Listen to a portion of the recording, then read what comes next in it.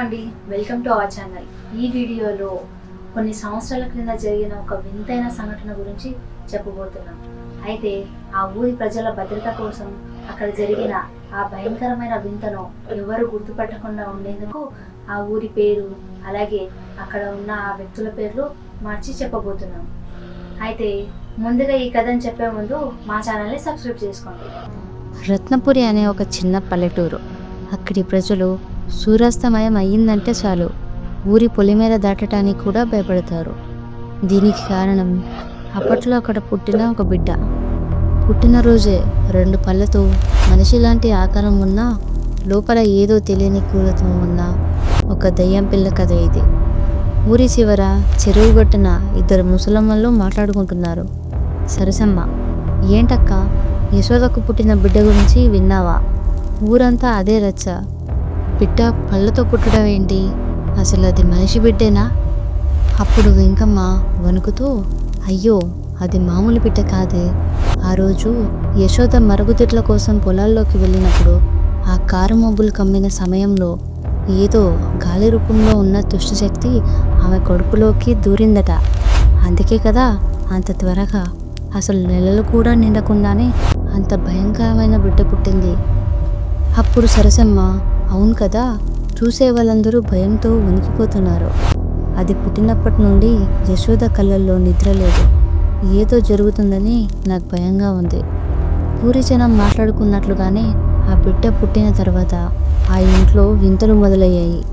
రాత్రిపూట ఆ బిడ్డ ఇచ్చే శబ్దాలు పసిపాపవి కావు. అవి వేట కోసం వెతికే మృగం చేసే శబ్దాలు. యశోద తల్లిదండ్రులు ఆ బిడ్డ ప్రమాదకరమని గ్రహించి ఆ పాపని వెంటనే చంపేయాలని నిర్ణయించుకున్నారు. ఆ పాప తండ్రి రామయ్య కోపంగా తన భార్య యశోదతో, ఆ పాప మనకి వద్దు, ఇది మన వంశానికి ప్రమాదం. దీన్ని ఇప్పుడే ఆ వడ్ల గింజలు నోట్లో పోసి చంపేయాలి, లేదంటే రేపు ఊరే మనల్ని ఊచకోతకు వస్తుంది. యశోద ఏడుస్తూ, ఇది నా బిడ్డ, నా కడుపును పుట్టిన ప్రాణం, దయ్యమైన భూతమైన ఇది నా బిడ్డే, దీన్ని చంపే హక్కు ఎవరికి లేదు అని అంటుంది. యశోద మొండితనంతో ఆ బిడ్డ ప్రాణాలతోనే ఉంది. కానీ ఆ రాత్రి యశోద గదిలోంచి ఒక భయంకరమైన అరుపు వినిపించింది. పసిబిడ్డ గొంతుతో నుంచి ఒక రాక్షస స్వరం వినిపించింది. యశోద ప్రాణాపాయ స్థితిలో ఉంది. అసలు ఆ బిడ్డ యశోదతో ఏం మాట్లాడింది, ఆ రాత్రి అక్కడ ఏం జరిగింది అనేది చెప్పబోయే ముందు ఈ విషయం తెలుసుకోవాలి. యశోదకు పుట్టిన ఆ బిడ్డ గురించి వార్త ఊరంతా పాకిపోయింది. అప్పుడు అక్కడి జనం గుంపులు గుంపులుగా చేరి ఆ వింత గురించి రకరకాలుగా మాట్లాడుకున్నారు.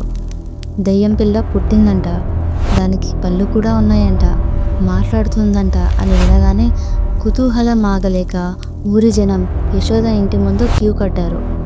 ఆ బిడ్డను ఒక్కసారైనా చూడాలని చాలామంది దహదహలాడారు.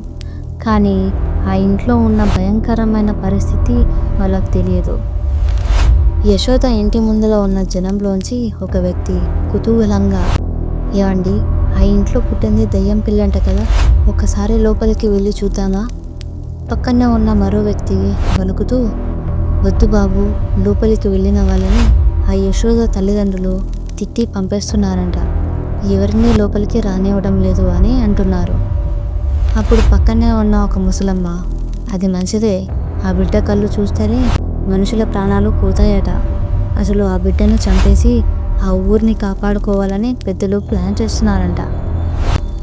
యశోద ఇంటి లోపల పరిస్థితి భయంకరంగా మారింది. యశోద తల్లి రామక్క ఆ దళిద్రం అనే ఇంటికి పట్టుకుంది. యశోద, ఆ బిడ్డను లోపలే దాచిపెట్టు, ఎవరికి కనిపించనివ్వకు. అప్పుడు యశోద బిడ్డను గుండెలకు హత్తుకొని వణుకుతూ, అమ్మా, ఎవరు బయట నుంచి తలుపులు కొడుతున్నారు, బయట జనం పాపని చూద్దామని పట్టుబడుతున్నారు, నేను ఎవరిని రానియను అని అంటుంది.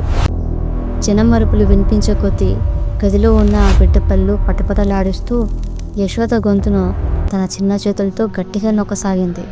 యశోద నోటి నుంచి రక్తం కారుతుంది. ఆ బిడ్డ ఇప్పుడు ఒక సాధారణమైన పసిపిల్లలా లేరు, ఒక క్రూరమైన ఆత్మలో రూపాంతరం చెందుతోంది. ఆ బిడ్డ పెరిగే వేగం మామూలుగా లేదు. గంట గంటకు దాని కళ్ళు ఎర్రబడుతున్నాయి, గోళ్ళు పెరుగుతున్నాయి. ఆ రాత్రి యశోదతో ఆ దెయ్యం పిల్ల భయంకరమైన గంభీరమైన స్వరంతో ఇలా అంటుంది. చూడు యశోదా, ఆ బయట ఉన్న ప్రజలందరూ నన్ను చూడాలని అనుకుంటున్నారు. వాళ్ళందరినీ పిలువు. ఈరోజు నేను విందు చేసుకుంటాను. అప్పుడు యశోద శ్వాస తీసుకోలేక, వద్దు, నా బిడ్డవి కదా, ఊరి వాళ్ళను ఏమీ చేయకు అని అంటుంది. నేను నీ బిడ్డని కాదు. నా ఆకలి తీరడానికి నువ్వు వాళ్ళని రానివ్వు, లేదంటే నీ ప్రాణాలతో మొదలు పెడతాను. ప్రస్తుతానికి నాకు ఆకలిగా ఉంది. నాకు నీ రక్త పాలతో కూడిన ఆహారం కావాలి.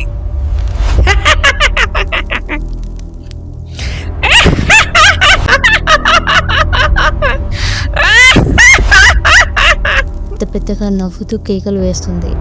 ఆ బిడ్డ అరుపులకి ఇంటి గోడలు ప్రకంపిస్తున్నాయి. బయట ఉన్న జనం ఆ అరుపులు విని భయంతో పరుగులు తీశారు. అప్పుడు ఆ బిడ్డ నడవడం మొదలుపెట్టింది. గదిలో నుంచి బయటకు వస్తుంది. యశోద దాన్ని ఆపలేకపోయింది.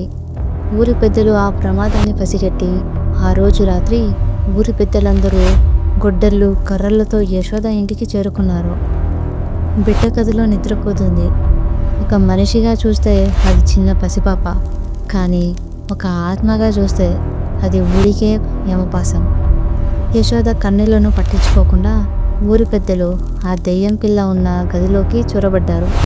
బలవంతంగా దానిని ఒక గోనె సంచిలోకి కట్టి ఊరి చివర శ్మశానంలోకి తీసుకెళ్లారు. అక్కడ పాతకాలపు సమాధుల మధ్య ఒక పెద్ద గుంత తవ్వి దాన్ని పూడ్చేశారు. మళ్ళీ ఆ ఆత్మ బయటకు రాకుండా దానిపైన ఒక పెద్ద ఆంజనేయ స్వామి విగ్రహాన్ని ప్రతిష్ఠించారు. ఊరి ప్రశాంతంగా ఉందని అనుకుంటున్నారు, కానీ ఆ శ్మశానం వైపు నుంచి వచ్చే వింత శబ్దాలు మురళికి ఒక భయంకరమైన సత్యాన్ని తెలియజేశాయి. అప్పటికే మరుగుదొడ్లు లేని కారణంగా మురళి కూడా శ్మశానం దాటే బయటకు వెళ్లాల్సి వచ్చింది. ఆ సమయంలోనే మురళి తనలో తాను, ఎందుకో ఏమో ఈ రాత్రిపూట ఈ శ్మశానం దాటి వెళ్ళాలంటేనే ఒళ్ళు గగుర్లు పొడుస్తుంది. అసలు ఆ దయ్యం పిల్లని కూర్చోపెట్టిన దగ్గర నుంచి ఈ ఊరి గాలిలోనే మార్పు వచ్చింది. సడన్గా ఒక వింత శబ్దం. మురళి, ఎవరక్కడ? ఈ టైంలో ఎవరు ఉండకూడదే? దయ్యం పిల్ల సమాధి లోపల నుంచి గంభీరంగా బాధగా, మురళి, రా బాబు, నన్ను లోపల బంధించారు. గాలి ఆడడం లేదు, నన్ను బయటకు తీయండి. మురళి, రా, నన్ను బయటకు తీ. నువ్వు వస్తే నీకు బంగారం ఇస్తాను, నీకు కావలసిన ఐశ్వర్యం ఇస్తాను.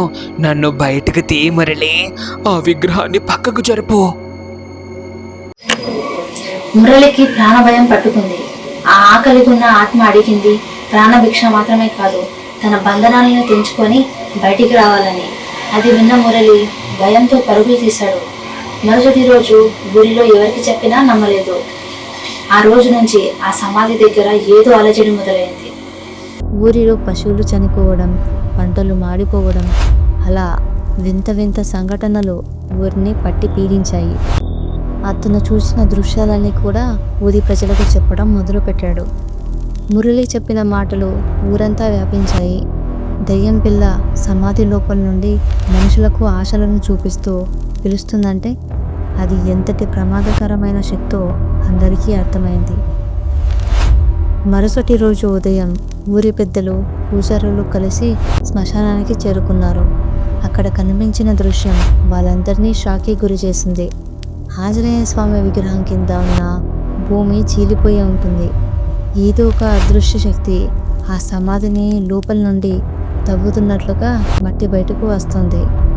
అప్పుడు ఆ పూజారి గట్టిగా మంత్రాలు చదువుతూ, అందరూ వెనక్కి వెళ్ళండి, ఆ దుష్టశక్తి బయటకు రావడానికి ప్రయత్నిస్తుంది, ఆ బిడ్డ ఆత్మ ఊరిని వదలడం లేదు అని అంటాడు. అప్పుడు అక్కడే ఉన్న ఊరి పెద్ద, పూజారి, ఇక ఆలస్యం చేయకండి, ఆ విగ్రహం మరింత పెద్దదిగా మార్చి చుట్టూ యంత్రాలను ప్రతిష్ఠించండి, ఆ ఆత్మకి ఈ ఊరి మీద పట్టు దక్కకూడదు అని చెప్పాడు. ఊరి ప్రజలందరూ కలిసి అహోరాత్రులు శ్రమించి ఆ ఆంజనేయ స్వామి విగ్రహాన్ని ఒక భారీ రూపంలో ప్రతిష్ఠించారు. దాని చుట్టూ ఇనుప కంచెలు, యంత్రాలు అమర్చారు. మంత్రోచ్చరణలతో ఆ ప్రాంతమంతా ఒక ఆధ్యాత్మిక శక్తితో నింపేశారు. ఆ రోజు నుంచి ఊరిలో వింతలు విపత్తులు ఆగిపోయాయి. ప్రతి అమావాస్యకు ఆ విగ్రహం దగ్గర పూజలు చేయడం ఆ ఊరి ఆచారమైపోయింది. ఈ కథలో ఉన్న మురళి కెమెరా ముందు అప్పట్లో ఆ బిడ్డ నన్ను పిలిచిన పిలుపు, ఆకలికి అరిచిన అరుపు నా జీవితాంతం నా చెవుల్లో మారుమోగుతూనే ఉన్నాయి. యశోద చనిపోయింది. ఆ ఇంటి ఆనవాళ్ళు లేవు.